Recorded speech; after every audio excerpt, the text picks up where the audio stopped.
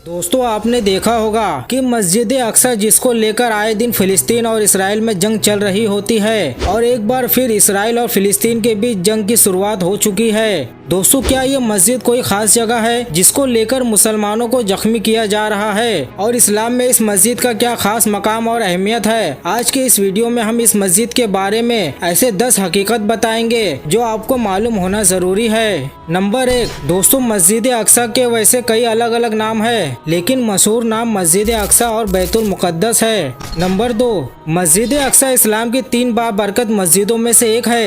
एक रिवायत में आता है कि रसूल अल्लाह सल्लल्लाहु अलैहि वसल्लम ने इरशाद फरमाया, तुम सफर नहीं कर सकते किसी भी मस्जिद का उसके देखने की नीयत से या उसमें नमाज पढ़ने की नीयत से सिवाय 3 मस्जिदों के। पहली मस्जिद मस्जिद हरम, दूसरी मस्जिद मस्जिद नबवी और तीसरी मस्जिद मस्जिद अक्सा। दोस्तों इससे मालूम हुआ कि सिर्फ इस्लाम में 3 मस्जिद ऐसी है जिनकी जियारत और उसमें नमाज अदा करने की नीयत से आप सफर कर सकते हैं। और दोस्तों खासकर इन्हीं तीनों मस्जिद की तरफ नमाज और जियारत की नीयत से सफर करना जायज है और इससे ये पता चलता है कि इन तीनों मस्जिदों की इस्लाम में क्या अहमियत है। नंबर 3 मस्जिद अक्सा दुनिया की दूसरी सबसे पुरानी मस्जिद है। इसके हवाले से हदीस शरीफ में आता है कि एक मर्तबा हजरत अबू ज़र गिफारी रज़ी अल्लाह ताला अन्हु फरमाते हैं कि मैंने रसूल अल्लाह सल्लल्लाहु अलैहि वसल्लम से पूछा, या रसूल अल्लाह जमीन पर सबसे पहले कौन सी मस्जिद तामीर हुई? फिर रसूल अल्लाह सल्लल्लाहु अलैहि वसल्लम ने फरमाया मस्जिद हरम। मैंने पूछा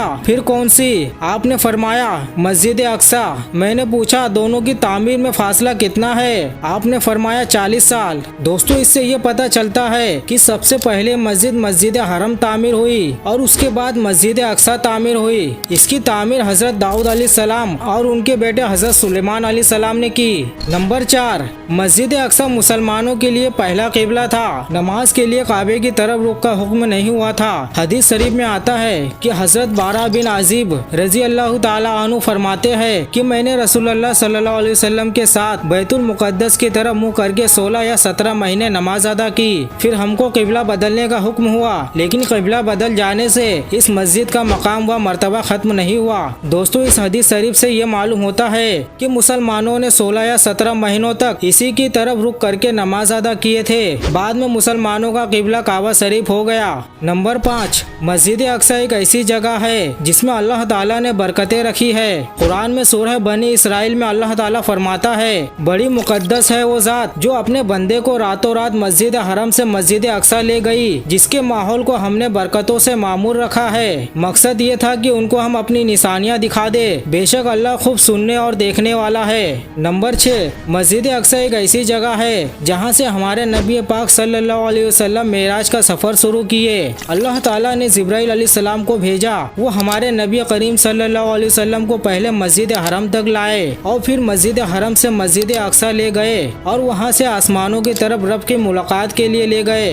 नंबर 7 दोस्तों अक्सर लोग इसे मस्जिद अक्सा समझते हैं लेकिन दोस्तों ये मस्जिद अक्सा नहीं है बल्कि इसे कुब्बतुस सहरा कहते हैं और मस्जिद अक्सा ये मुकम्मल कंपाउंड को कहते हैं। ये कंपाउंड 36 एकड़ में फैला हुआ है और ये पूरा कंपाउंड ही मस्जिद अक्सा का हिस्सा है और इस जगह पर कुल 5 मस्जिदें मौजूद है। एक है कुब्बतुस सहरा, दूसरा है मस्जिद अल अक्सा, तीसरा है मस्जिद मरवानी जो जमीन के अंदर मौजूद है, फिर चौथा है मस्जिद उल कदीम और फिर 5वां है मस्जिद बुराक। ये 5 मस्जिद इस कंपाउंड में मौजूद है और ये पूरा कंपाउंड ही मस्जिद अक्सा का हिस्सा है। नंबर 8 दोस्तों मस्जिद अक्सा की फतह की बसारत खुद नबी पाक सल्लल्लाहु अलैहि वसल्लम ने दी। नंबर 9 सलेबियों ने 412 हिजरी में 70 मुसलमानों को कत्ल करके इस मस्जिद पर कब्जा कर लिया था। नंबर 10 मस्जिद अक्सा पर सलेबियों का 91 साल तक कब्जा रहा और मस्जिद को चर्च में बदल दिया था।